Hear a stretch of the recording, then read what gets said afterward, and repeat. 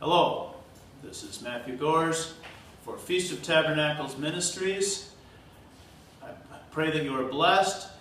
Into this installment, this video, I want to go over the basics of the pattern of Moses' tabernacle, the continuity of God's pattern that he reveals in his tabernacle. Because I'm going to go over some specifics of the tabernacle and how it was laid out and the worship that was done in the tabernacle and the order that God showed in the tabernacle.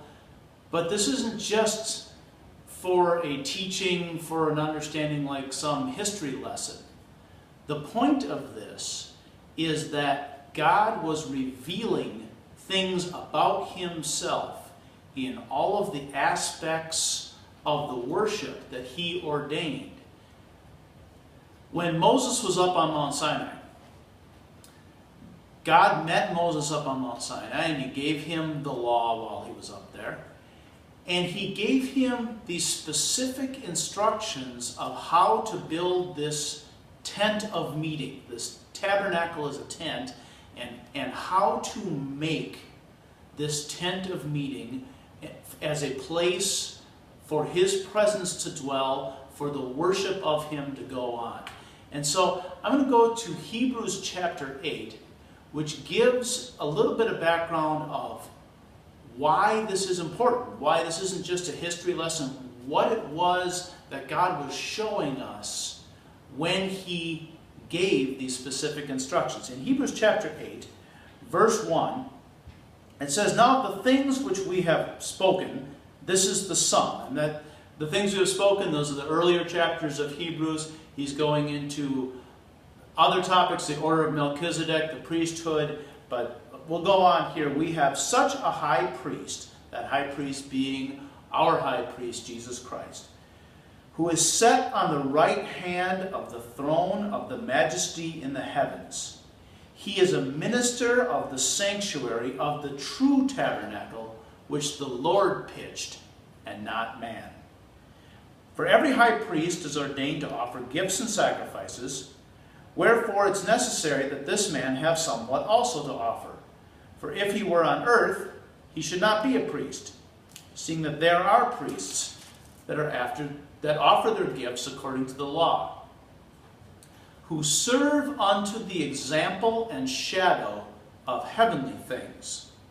As Moses was admonished of God when he was about to make the tabernacle, it said, "See, says he, that you make all things according to the pattern showed to you in the mount." Hebrews chapter 8 verse 5 is pointing out that God specifically said, "See that you make things exactly according to this pattern that I show you." And if you go back to the book of Exodus, when Moses was up on Mount Sinai, we have recorded in the book of Exodus 3 entire chapters on making this tabernacle. All the details, actually a 4th chapter, so it's chapters 25, 26, 27, are all the details of how to make the tabernacle itself. And this picture behind me is a artist's rendition, obviously, of this tabernacle with a wall of tent on the outside of it, and inside this tent here is the actual tabernacle, and then of course this bright spot above it is the glory of God, the pillar of fire, what is known as the Shekinah glory of God, that indicated his presence that was over them. 3 chapters give all the details of how to make this and everything in it. What I'll be calling the pieces of furniture. They're not furniture like sofas and chairs and tables, but the items, the articles that were in this tabernacle. And it gives specific details, and there's actually a 4th chapter that's all the details on how to make the high priest's robes and the breastplate of righteousness, the piece that went onto the high priest hung in the center of his chest. But it goes 3 chapters of detail how to make all of these things. And then, when you get to Exodus chapter 36, when they're going to make these things, he didn't just give us 2 verses that says, and they made everything the way God said so. And they made them all. It gives you 3 chapters again, verse by verse, every detail of how to make it that God showed him up on the mount. It says, and then they made this exactly, and it reiterates. So why? Why give 6 chapters of detail of how to make this? If you look in the Bible, there are entire people's lives that are summed up in a verse. There are kings of Israel that ruled over Israel for decades that get 2 verses. They did evil on the sight of the Lord, and they reigned for this many years, and they died. Because in the Bible, in the words that are spirit and are life that God wants to give us to reveal himself to us, there are certain things that don't add to that understanding, and so God maybe mentions them for sake of completeness, but there's not a lot of detail. If he gives all this specific detail, make it just this way, and then reiterates that specific detail saying they made it just this way, we're to understand that all those details are in there because this is important. Because this is God saying, see that you make all things according to the pattern showed to you in the mount. So what I want to do now is I want to go into each of the specific things that are in this tabernacle, what I'm going to call pieces of furniture, the items and the articles that are in this tabernacle. So, as you can see here from this tabernacle, okay, here's a picture. What this picture is of is that picture that was just up here. That was an artist's rendition. This is as if you were looking down from above. Now I realize it's kind of small and hard to see in this behind me on this screen, but maybe in a future version of this production we'll have it where it pulls up on the screen. You can see in more detail. But this is as if you were looking down from above on that whole, this outer tent wall that was made all the way around. And then a couple of things in this, what's called the outer court, this outer section. And then the gray part in the center here represents the tent itself, the tabernacle itself, that tent, and items that are inside. And this was actually divided. You can't see very well in this that there's a veil separating right here. But this is called the holy place, or the inner court, and this is the Holy of Holies. And these are the separate items. And then out here, we have larger pictures of each of those things that were inside of here. And so I'm going to go into, there's an order that is shown here between this outer court and what's in the outer court, this inner court or the holy place, and what things are in there, and the Holy of Holies, which is where God's very presence is. And there's an order. And so I'm going to go over each of these things in order because there's a specific continuity that God is showing us. So, if we could zoom in on. Okay, so when you walked into the entry door into the first part of the tabernacle, the outer court, you would go through that tent wall that was around the entire tabernacle enclosure. And the first thing when you walked in was this is representing the brazen altar. This was a large altar covered in brass. It had these horns on the 4 corners, and that was for tying the legs of the animals that were going to be sacrificed on this altar. This was the altar that all of the sacrifices, when you read in Exodus and in Leviticus, all of the sacrifices that they made, all of the sheep, all of the goats, all of the oxen, they were all made on this altar. This was the altar of sacrifice, this brazen altar. It was the first of the 2 long things here are the poles that were used because this whole thing was mobile, and they would use this when they had to pick it up and carry it and move from place to place. When they were in place, they would have these poles removed. But this brazen altar is where all the sacrifices were made.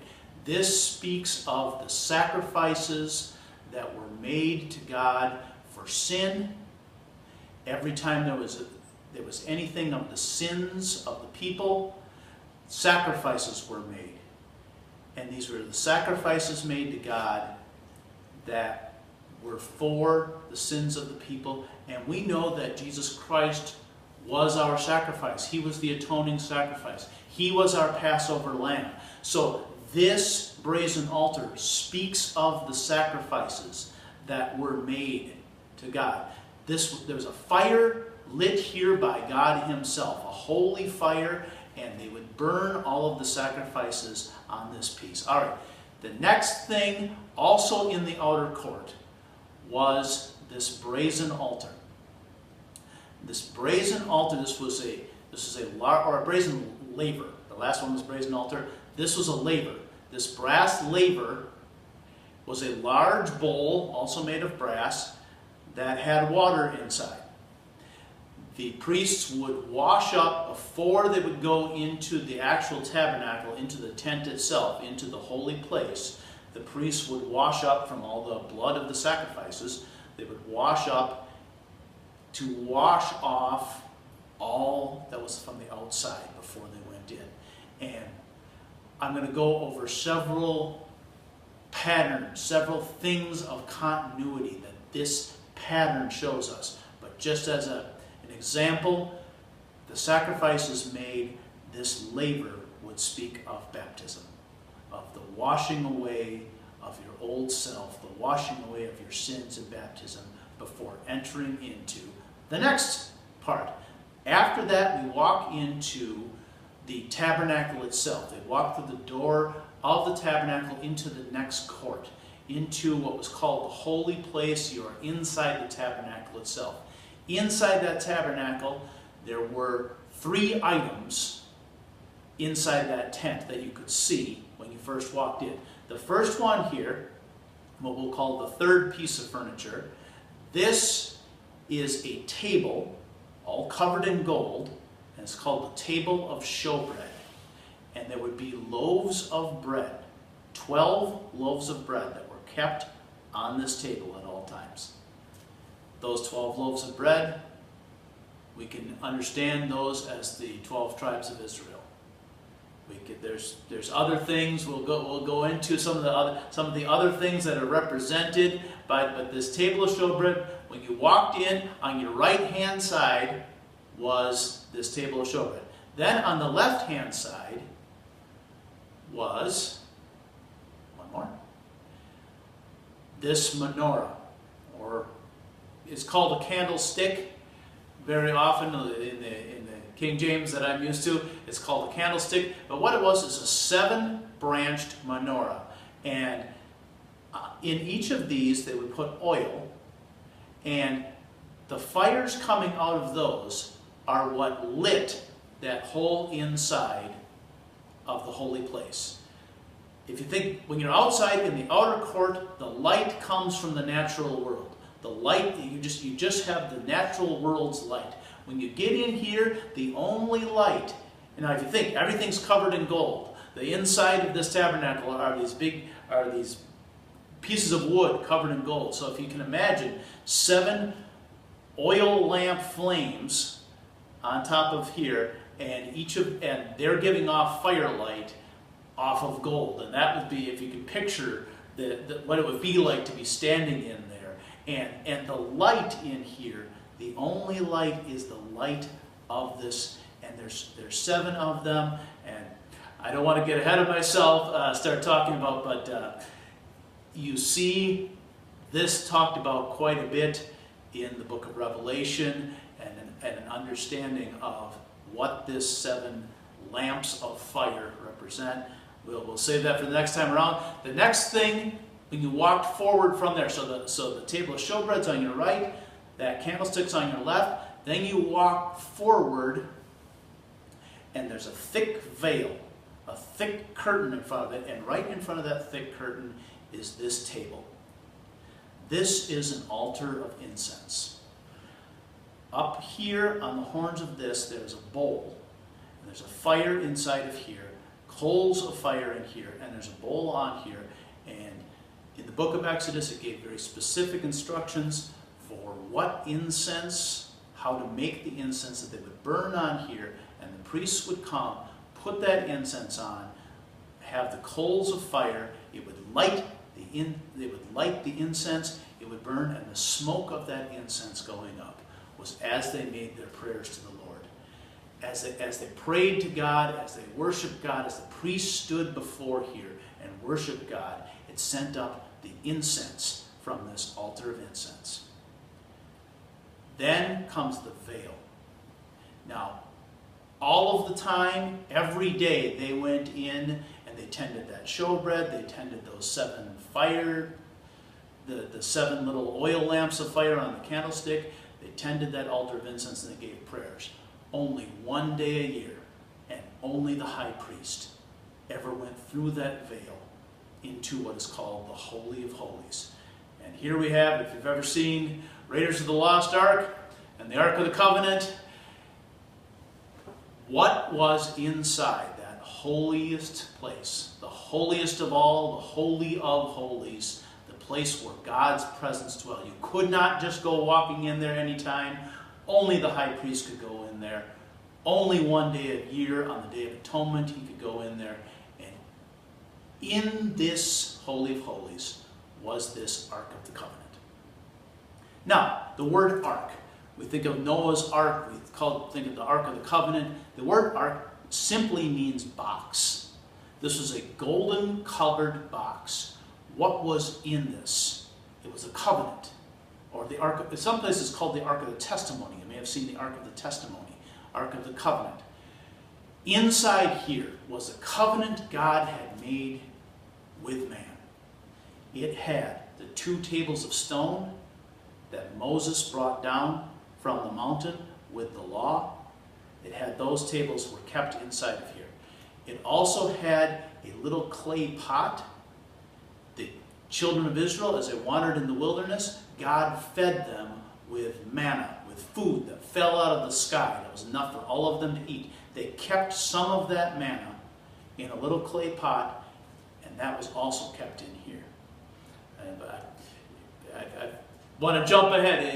In Revelation, it talks about, to him who overcomes, he will eat of the hidden manna. Well, that hidden manna would be the manna that is kept inside this Ark of the Covenant. The third thing that was inside of there was a almond stick, an almond rod, that Aaron, it's a story that's recorded in Numbers, that Aaron had placed before the Lord to determine who's supposed to be the high priest, and that rod blossomed. It had leaves. It was a stick. It was a carved out stick, and overnight it came resurrection life and had leaves and had almonds. They also had that in here. This Ark of the Covenant. Now, the final thing, when you look both in Exodus and again in Hebrews when this is referenced, it speaks of the lid of this Ark of the Covenant separately. It actually gives it a separate name. So what I call the 7th piece of furniture is actually shown in the same picture.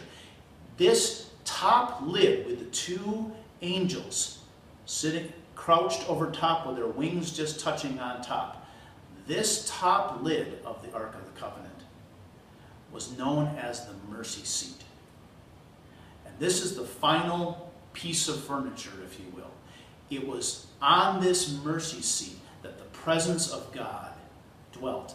That picture, if you would go back to the very beginning picture, the picture that shows that Shekinah glory, that pillar of fire, it came down and it rested right in between this pillar of fire right here. The end of that pillar of fire came right down and rested between those 2 angels on top of that mercy seat. That mercy seat on top of this Ark of the Covenant, this was the object that above all other objects was a symbol of the very presence of God. We can see times in the Bible when this ark was brought, when David was bringing this ark, and someone touched this ark, and Uzzah touched the ark and he fell over dead because it wasn't up to him to touch the ark. We have David trying to bring this ark on an ox cart, and that was the wrong way to do it, and that's why Uzzah died.